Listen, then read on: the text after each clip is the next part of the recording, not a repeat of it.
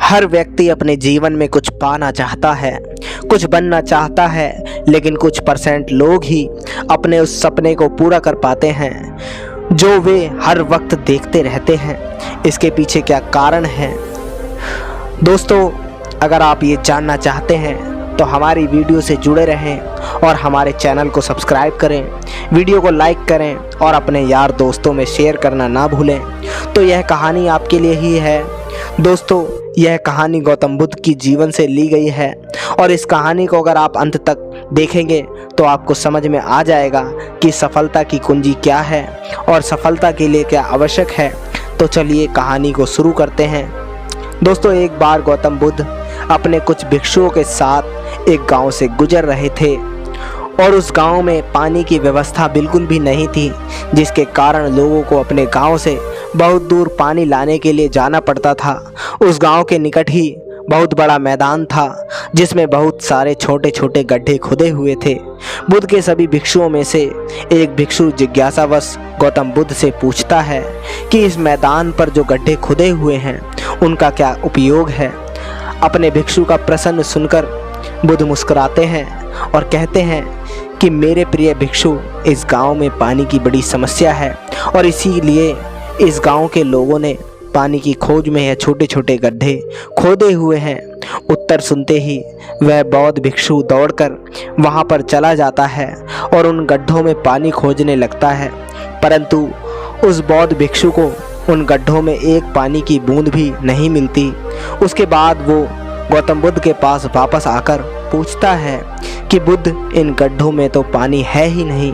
उसके बाद गौतम बुद्ध मुस्कुराते हैं और अपने भिक्षु से कहते हैं कि प्रिय भिक्षु, क्या तुम्हें वहाँ दूर लोगों की जाती भीड़ दिखाई दे रही है?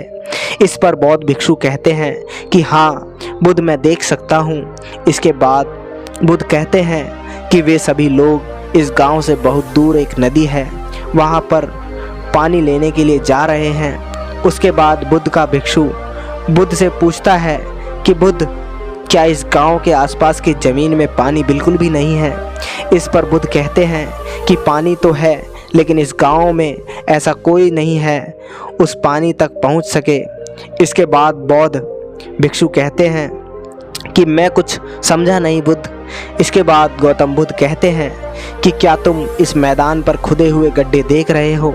इस मैदान पर खुदे हुए यह सभी गड्ढे पानी की खोज में खुदे हुए हैं, लेकिन एक भी गड्ढे से पानी प्राप्त नहीं हुआ है।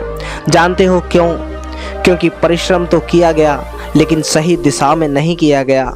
अगर ये सब गांव वाले अलग अलग 100 गड्ढे खोदने के बजाय सिर्फ एक ही गड्ढे को 100 गड्ढों की बराबर खोदते तो ये सब गांव वाले पानी तक अवश्य पहुंच जाते।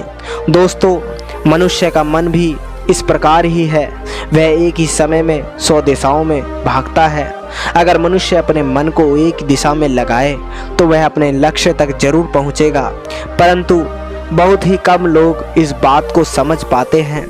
दोस्तों, आपकी सफलता का कारण आपका मन ही है और आपका मन 100 अलग अलग दिशाओं में भागना और आपको इसे किसी एक दिशा में केंद्रित ना कर पाना, यही आपकी असफलता का कारण है। जब तक आपका मन पूरी एकाग्रता के साथ किसी एक दिशा में नहीं चलेगा, तब तक आप अपनी मंजिल तक नहीं पहुंच सकते और तब तक आप सफल नहीं हो सकते, चाहे आप कितना भी प्रयास कर लें।